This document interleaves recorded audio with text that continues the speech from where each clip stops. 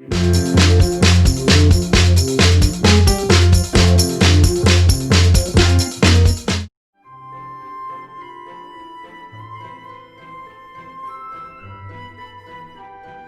Open Window. "My aunt will be down presently, Mr. Nataly," said a very self-possessed young lady of 15. "In the meantime you must try and put up with me." Frampton Nataly endeavoured to say the correct something which should duly flatter the niece of the moment, without unduly discounting the aunt that was to come. Privately he doubted more than ever whether these formal visits on a succession of total strangers would do much towards helping the nerve cure which he was supposed to be undergoing. "I know how it will be," his sister had said when he was preparing to migrate to this rural retreat. "You will bury yourself down there and not speak to a living soul, and your nerves will be worse than ever from moping. I shall just give you letters of introduction to all the people I know there. Some of them, as far as I can remember, were quite nice." Frampton wondered whether Mrs. Sappleton, the lady to whom he was presenting one of the letters of introduction, came into the nice division. "Do you know many of the people round here?" asked the niece, when she judged that they had had sufficient silent communion. "Hardly a soul," said Frampton. "My sister was staying here, at the rectory, you know, some 4 years ago, and she gave me letters of introduction to some of the people here." He made the last statement in a tone of distinct regret. "Then you know practically nothing about my aunt?" pursued the self-possessed young lady. "Only her name and address," admitted the caller.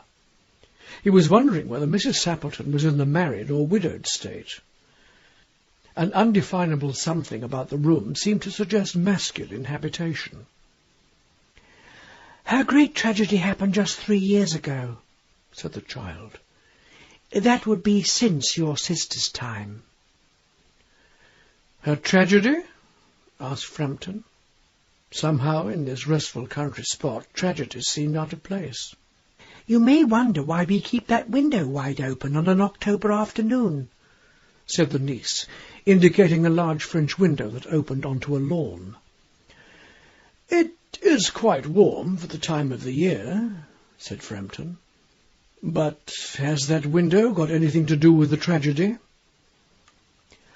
"Out through that window 3 years ago to a day, her husband and her 2 young brothers went off for their day's shooting. They never came back. In crossing the moor to their favourite snipe-shooting ground, they were all 3 engulfed in a treacherous piece of bog.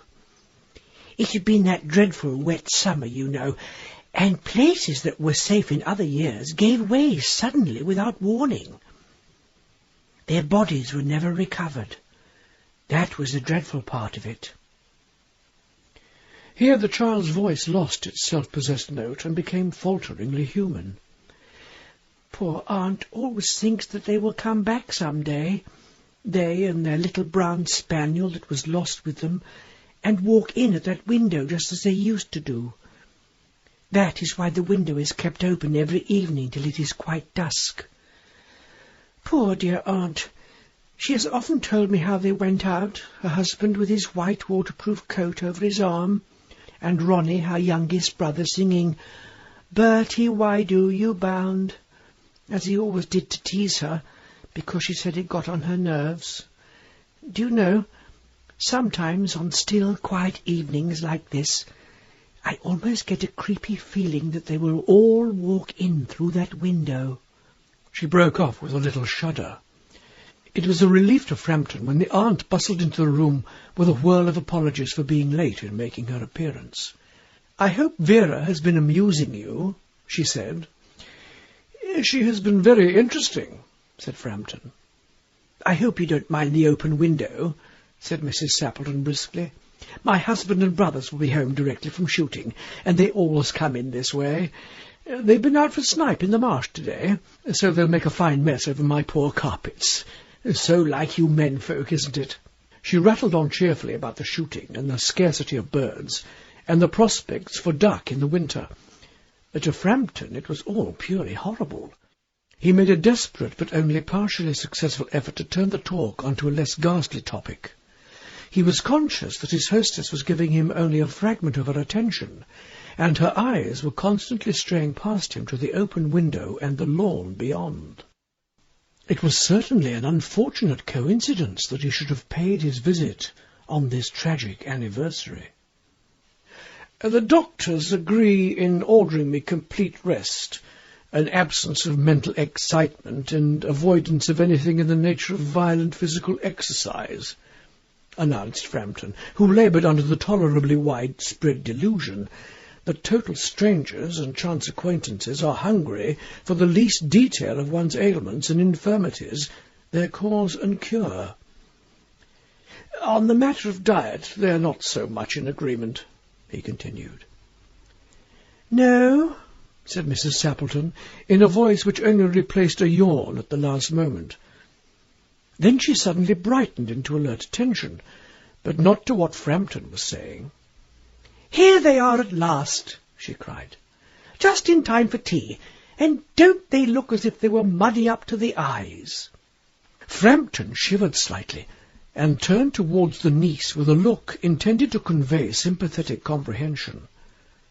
The child was staring out through the window with dazed horror in her eyes. In a chill shock of nameless fear, Frampton swung round in his seat and looked in the same direction. In the deepening twilight, 3 figures were walking across the lawn towards the window. They all carried guns under their arms, and one of them was additionally burdened with a white coat hung over his shoulders. A tired brown spaniel kept close at their heels. Noiselessly they neared the house, and then a hoarse young voice chanted out of the dusk, "I said, Bertie, why do you bound?" Frampton grabbed wildly at his stick and hat. The hall door, the gravel drive, and the front gate were dimly noted stages in his headlong retreat. A cyclist coming along the road had to run into the hedge to avoid imminent collision. "Here we are, my dear," said the bearer of the white mackintosh, coming in through the window.